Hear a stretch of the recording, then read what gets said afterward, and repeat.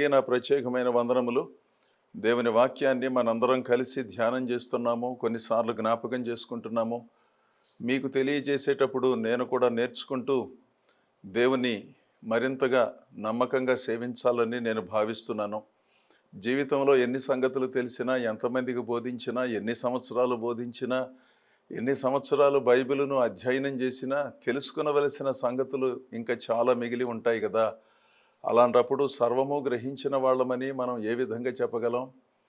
కనుక దేవుని ప్రజలమైన మనం ఆ వినయ మనస్సును ఎప్పుడూ పోగొట్టుకోకుండాను తెలిసిన సంగతులను అనుసరిస్తూ, తెలియని వాటిని తెలుసుకునే ప్రయత్నం చేస్తూ, ఎవరి దగ్గర పడితే వాళ్ళ దగ్గర కాకుండాను కాస్త సరి అయిన వ్యాఖ్యానం చేసే వారి ద్వారా తెలుసుకోవాలనే ప్రయత్నం చేస్తూ, తెలుసుకున్న వాటిని అమలుపరుస్తూ, మన జీవితాలను ఇతరులకు ప్రోత్సాహకరంగా, మనకు సంతృప్తికరంగా, దేవుడు మనలను చూచినప్పుడు మెచ్చే విధంగా నడిపించుకోవటం ఉన్నతమైన ఆధ్యాత్మిక లక్షణం కదా. అలాగే మీలో అనేకులు ఉన్నారని నేను భావిస్తున్నాను. దేవుని వాక్యాన్ని శ్రద్ధగా వినండి. వినటం అద్భుతమైన ఒక ఆధ్యాత్మిక కళ. చాలామందికి ఇది చేత కాదు. ఏదో కొద్దిగా విని సర్వము గ్రహించినట్లుగా భావిస్తారు.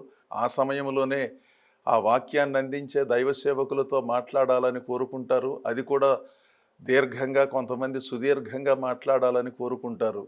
ఎన్నో వ్యయ ప్రయాసల కూర్చి ఏర్పాటు చేస్తూ ఉన్న ఈ కార్యక్రమమైనా మరి ఎవరి కార్యక్రమమైనా అది ఉచితంగా మీకు అందుబాటులోకి వస్తూ ఉన్నప్పటికీ దాని వెనుక ఎంతో ప్రయాసం ఉన్నదనే సంగతిని గుర్తించి మీరు ఏ కార్యక్రమాన్ని చూస్తారో ఆ కార్యక్రమాన్ని వీలైనంత మట్టుకు పూర్తిగా చూడండి. ఎందుకంటే అన్ని కార్యక్రమాలు చూడటానికి అవకాశం లేదు కదా. మీకు కూడా పనులు ఉన్నాయి, ఉద్యోగ బాధ్యతలు ఉన్నాయి, కుటుంబ బాధ్యతలు ఉన్నాయి. ఈ సంగతులన్నిటినీ గుర్తించిన వాడనై మీకు ఈ వివరణ చెబుతున్నాను. మీరు చూసే ఏ కార్యక్రమమైనా పూర్తిగా చూసే ప్రయత్నం చేయండి.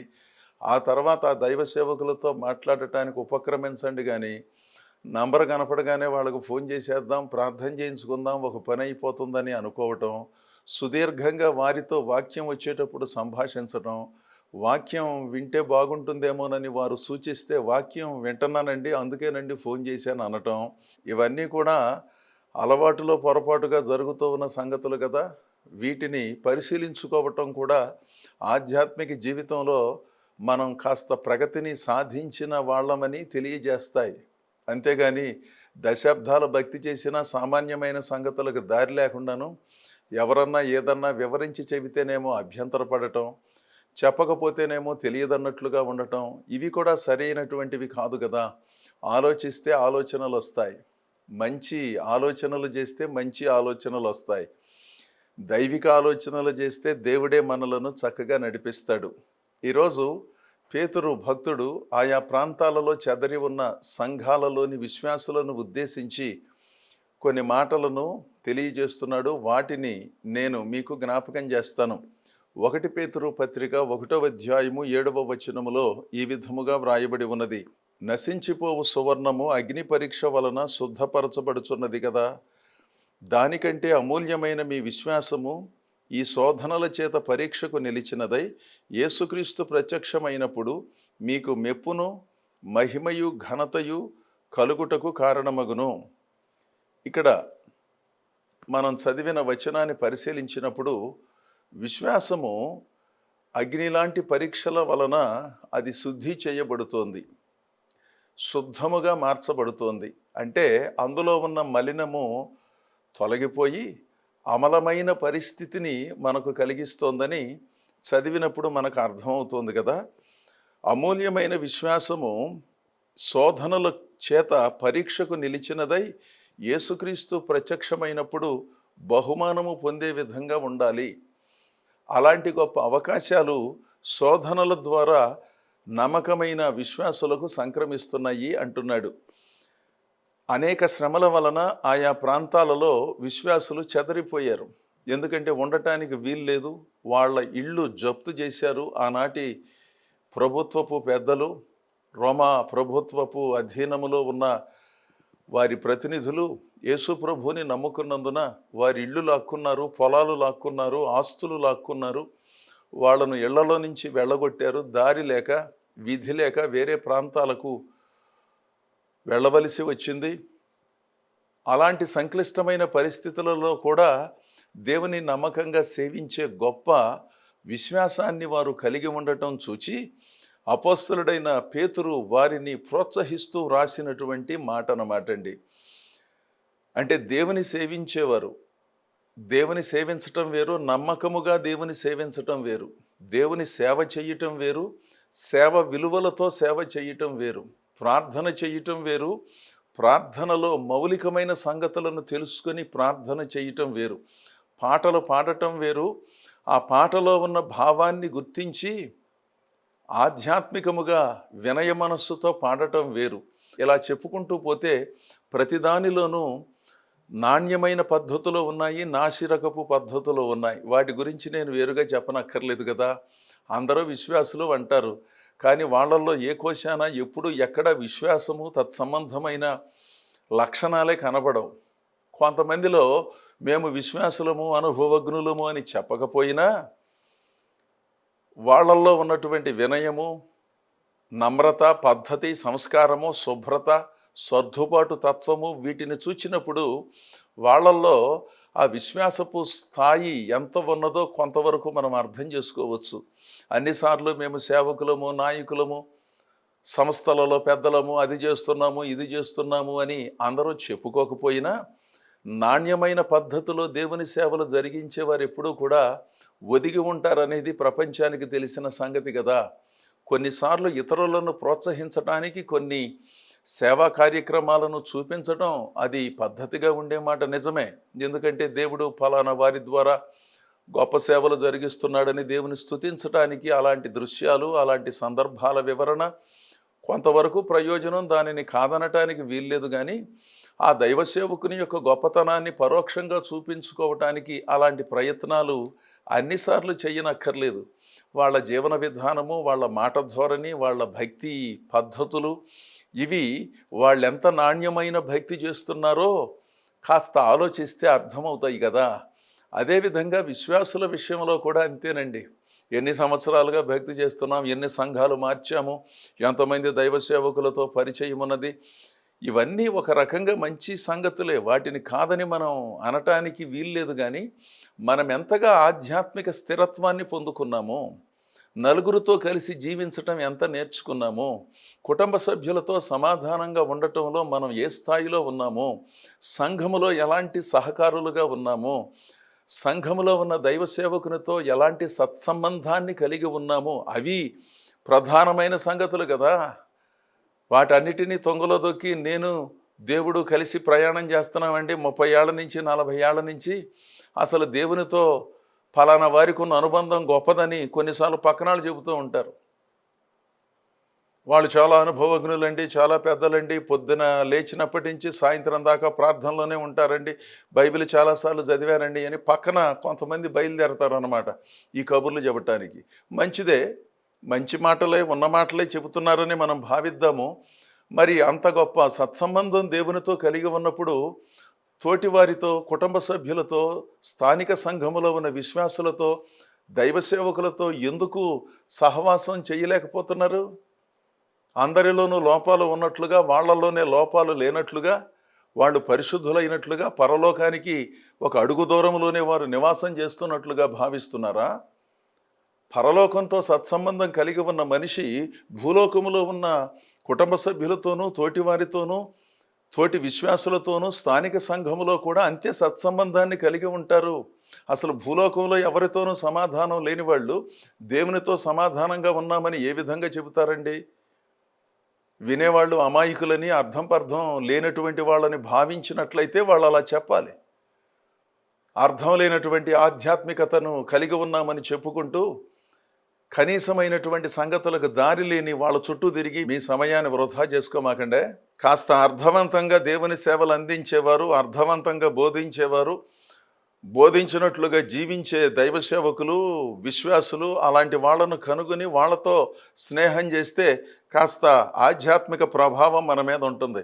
అంతేగాని ఆ పేరుతోనూ ఈ పేరుతోనూ మా ఇంటి పక్కన ఉన్నారని, మా ఇంటి పైన ఉన్నారని, మా బంధువులని, మాకు బాగా కావలసిన వాళ్ళని వాళ్ళు ఏం చేసినప్పటికీ సమర్థించుకుంటూ అదో రకమైనటువంటి అనాధ్యాత్మికతను ప్రదర్శిస్తూ అదేదో దేవునితో ఉన్నతమైన సహవాసం అన్నట్లుగా చెప్పుకొని అర్థం లేని భక్తి జీవితాలను జీవించవలసిన పని లేదు. ఎన్నో శ్రమలు వచ్చాయి, ఎన్నో బాధలు వారు ఎదుర్కొన్నారు, వారి ఇళ్లను కోల్పోయారు. అలాంటి సందర్భములో ఆయా ప్రాంతాలలో ఉండి కూడా దేవుని ప్రతినిధులుగా అపోస్తలులకు సహకరిస్తూ గొప్ప సేవ చేస్తూ ఉన్న సందర్భాన్ని పేతురు భక్తుడు గుర్తించి చెప్పినటువంటి మాటను చదువుకున్నాము. నశించిపోయే సువర్ణము, సువర్ణము అంటే బంగారము, లోహాలలో రాజలోహము అన్నాం కదా. సువర్ణాన్ని అంటే లోహములలో రాజు లాంటి లోహం అన్నమాట. ఆ సువర్ణములో ఉన్న మలినాన్ని తొలగించాలి అంటే అది పరీక్షకు నిలబడాలి, అది కరిగించబడాలి. కరిగించబడటం అంటే కొంచెం కష్టమైన ప్రక్రియ కదా ఎవరికైనాను. లోహానికి జీవం లేకపోయినప్పటికీ ఆ లోహాన్ని కరిగించేది అగ్ని. దానిని ఉదాహరణగా ఇక్కడ ప్రస్తావన చేస్తూ, మీ విశ్వాసము ఈ శోధనల చేత పరీక్షకు నిలిచినదై యేసుక్రీస్తు ప్రత్యక్షమైనప్పుడు మీకు మెప్పు కలుగుతుంది అంటున్నాడు. చాలామంది శోధన అనే పదాన్ని అనవసరంగా వాడుతూ ఉంటారు. ప్రతిదానిని శోధనగా భావిస్తారు. కాదండి, వీళ్ళ తెలివి తక్కువ నిర్ణయాల వలన, తొందరపాటు చర్యల వలన కొన్ని ప్రతికూలతలను ఎదుర్కొని ఎవరో వారిని శోధిస్తున్నట్లుగా చెప్పుకుంటారన్నమాట. అర్థం లేదు కదా. వీళ్ళ తెలివి తక్కువ నిర్ణయాలు ఒకసారి కాదు, 2 సార్లు కాదు, 3 సార్లు కాదు, జీవితాంతం ఇదే గోల. కొంతమందికి గుణపాఠం నేర్చుకోవాలి కదండి. ఏదైనా కష్టమో నష్టమో మీకో నాకో కలిగినప్పుడు ఇలా చేయకూడదు, ఇలా మాట్లాడకూడదు, ఇలాంటి నిర్ణయాలు చేయటం వలన ఇలాంటి ప్రతికూల ఫలితాలు వస్తాయి, జాగ్రత్తగా ఉండాలనే జ్ఞానం, సహజ జ్ఞానం ప్రతి మనిషికి ఉంటుంది. కానీ కొంతమందిని మనం పరిశీలించినప్పుడు ఆ సహజ జ్ఞానం వాళ్ళకు ఉండదండి. ఎన్నిసార్లు వారికి నష్టం కష్టం వచ్చినా అదే తప్పును చేస్తూ ఉంటారు, అదే దురభ్యాసంలో ఉంటారు, అవే మాటలు మాట్లాడుతూ ఉంటారు, అలాగే బ్రతుకుతూ ఉంటారు, అలాగే భక్తి చేస్తూ ఉంటారు. తత్సంబంధమైన దుష్ఫలితాలు వచ్చినప్పుడు ఎవరో వారిని కష్టపెట్టినట్టుగా, ఎవరో వారిని నిందించినట్లుగా, ఇక ప్రతిదానికి అయిన దానికి కాని దానికి ఒకడున్నాడు కదా సైతానుడు, వాళ్ళని ఏదో ఇబ్బంది పెట్టినట్లుగా భావించి యేసునామ స్మరణ కంటే ఆ సైతానుని స్మరణ కొంతమందికి బహు అధికం అన్నమాట. ఎందుకు మాట్లాడతారో వాళ్ళకు తెలియదు, ఎందుకు వింటున్నామో మనకు తెలియదు. అర్థం లేనటువంటి ఆధ్యాత్మిక జీవితం జీవించటము, అర్థం లేని నిర్ణయాలు చేయటం, తద్వారా ప్రతికూల పరిస్థితులు రావటం, దానికి కారణం సైతానుడు అని మాట్లాడటం. సైతానుడు మనం అనుకున్నంత తేలిగ్గా చిల్లర పనులు చేయటానికి అతడు సిద్ధంగా లేడు. దేవుని నుంచి మనలను ఏ విధంగా తొలగించాలి, దైవ సంబంధమైన మాటలు కాస్త చక్కగా చెప్పేవారి మాటలు వినకుండా ఎలా చేయాలి, వాళ్ళకి ఏదైనా ఇబ్బందిని కలిగించాలా, ఇలాంటి రీతిలో కొన్ని కార్యక్రమాలు జరిగించే మాట నిజంగాని ప్రతి బుర్ర తక్కువ పనికి, ప్రతి చిన్న వ్యవహారానికి ఎవరో మనలను ప్రేరేపిస్తున్నారని అనవసరంగా ప్రార్థనలు చేస్తూ అనవసరపు ఘనతను పరోక్షంగా ఆపాదిస్తూ మాట్లాడే మానసిక బలహీనులు ఉన్నారండి. అలాంటి వాళ్లకు మీరు ఎంత దూరంగా ఉంటే అంత మంచిది.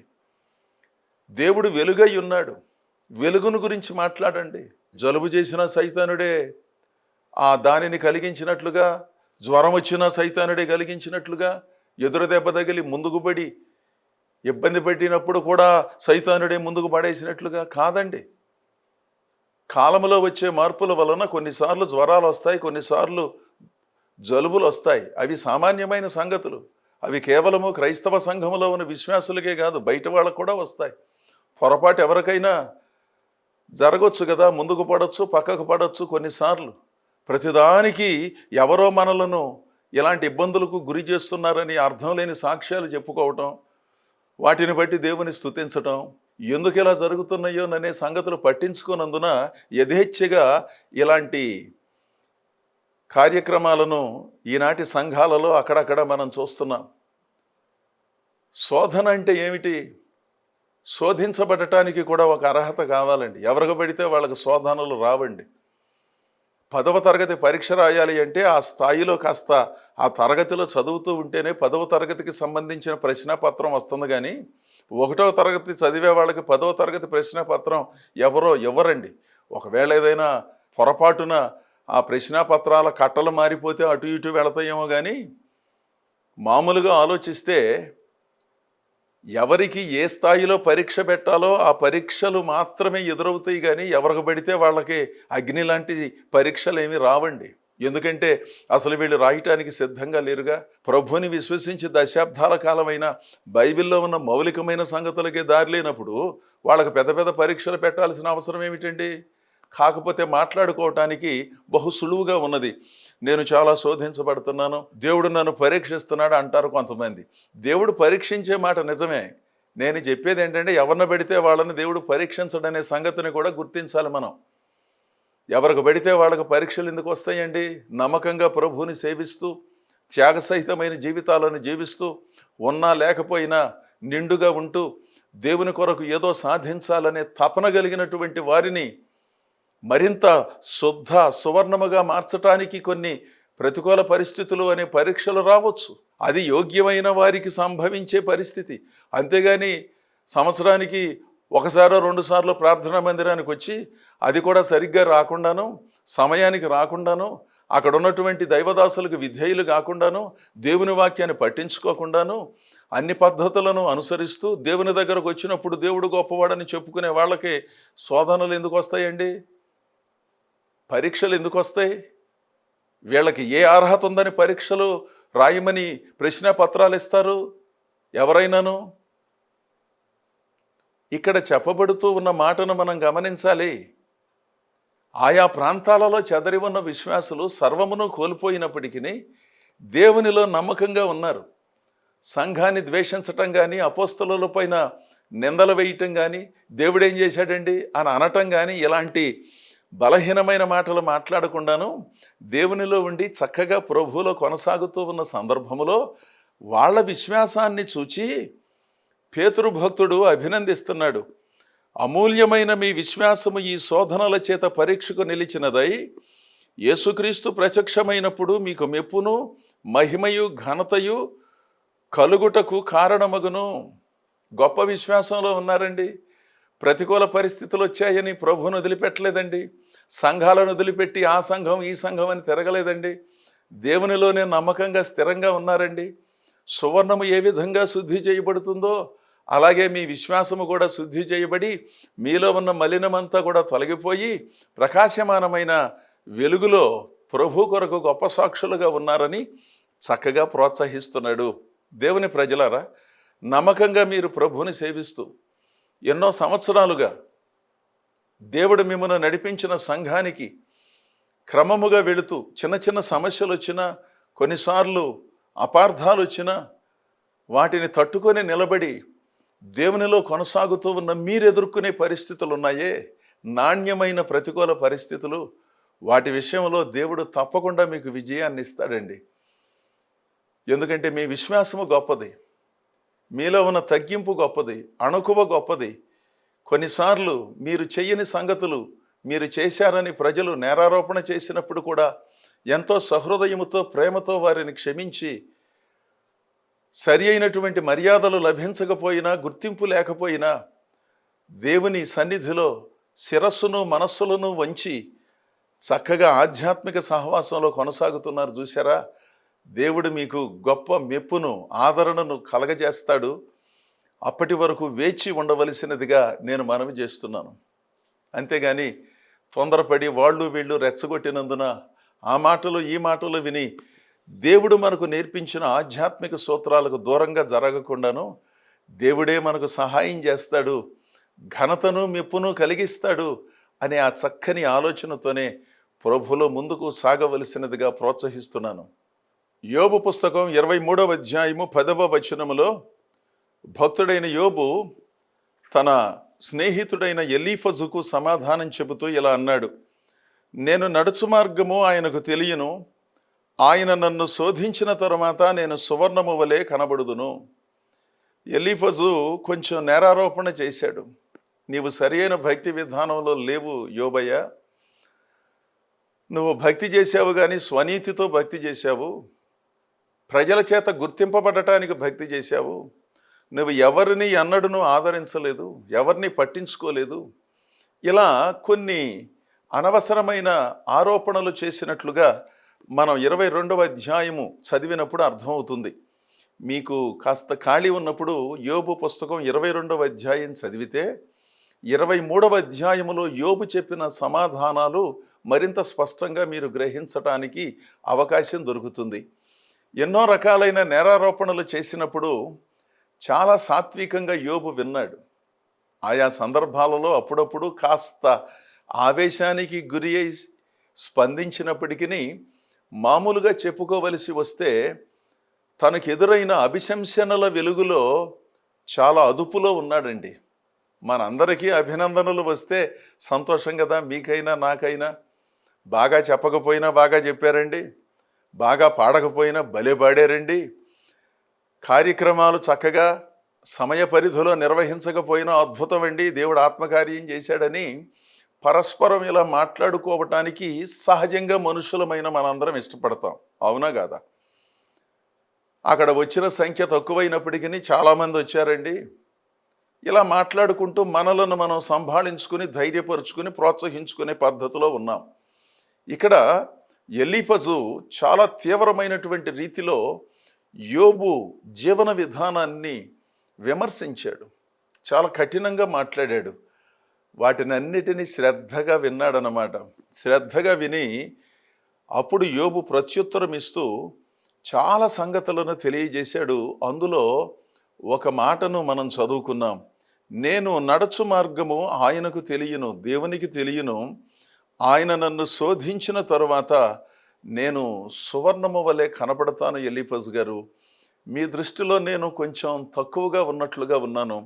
నేను ఎవరిని పట్టించుకొని వాడుగా, ఎవరికి సహాయం చేయని వాడుగా, నేను ఎవరిని ఆదరించని వాడుగా, అసలు పరోపకార బుద్ధి అంటే ఏమిటో తెలియదు అన్నట్లుగా మీరు మాట్లాడుతున్నారు.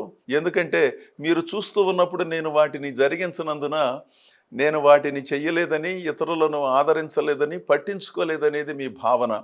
నన్ను అడిగితే నేను చెప్పేవాడిని, కానీ నన్ను అడగకుండానే మీ అభిప్రాయాలు తెలియజేస్తున్నారు కనుక నేను విని సహకరించటం తప్ప వేరే దారి లేదు.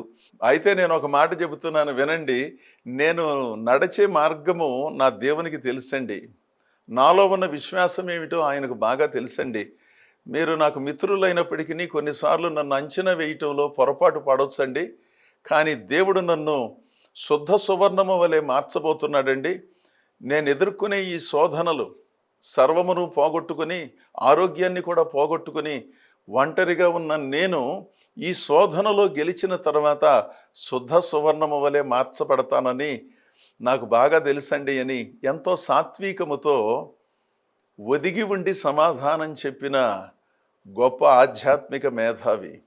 అందుకని దేవుని ప్రజలారా, అభినందనలు వచ్చినప్పుడు ఎగిరిపోవటం, అభిశంసనలు వచ్చినప్పుడు కృంగిపోవటం ఏం చేయనక్కర్లా. ఎందుకంటే ప్రజలకు నిజంగా అభినందించవలసిన వారిని ఏ విధంగా అభినందించాలో అందరికీ తెలియదు. అభినందించవలసిన సమయంలో కూడా అభిశంసిస్తారు. ఎందుకంటే వినటం కూడా చేత కాదు కదా, బోధించటమే చేత కాదనేది సామాన్యమైన సంగతిగా మనకు తెలిస్తే వినటం కూడా చాలామందికి చేత కాదు, విని అర్థం చేసుకోవటం కూడా చాలామందికి చేతగానందున రకరకాల అభిశంసనలు చేస్తూ ఉంటారు. సర్వము గ్రహించినట్లుగా అందరినీ విశ్లేషిస్తూ ఉంటారు. అలాంటి వాళ్ళ పట్ల సహృదయం కలిగి, ఒకవేళ జీవితంలో మనం ఎదుర్కొనే పరిస్థితుల మధ్యలో నమ్మకంగా దేవుని సేవిస్తూ ఉన్నట్లయితే శుద్ధ సువర్ణముగా మార్చబడి అగ్నిలాంటి శ్రమలను సహితము దేవుడు అద్భుతముగా మార్చివేసి అమూల్యమైన మన విశ్వాసమునకు ఘనతను మెప్పును కలిగిస్తాడు. ఈ సంగతిని గుర్తించి స్థిరమైన విశ్వాసంతో ప్రభు మిమ్ములను నడిపించిన సంఘములో నమ్మకంగా కొనసాగండి. త్వరలో దేవుడు మిమ్ములను అన్ని విధములుగా దీవించి ఘనముగా నడిపిస్తాడు. దేవుడు మిమ్ములను మీ కుటుంబాలను బహుగా దీవించునుగాక. ఆమేన్.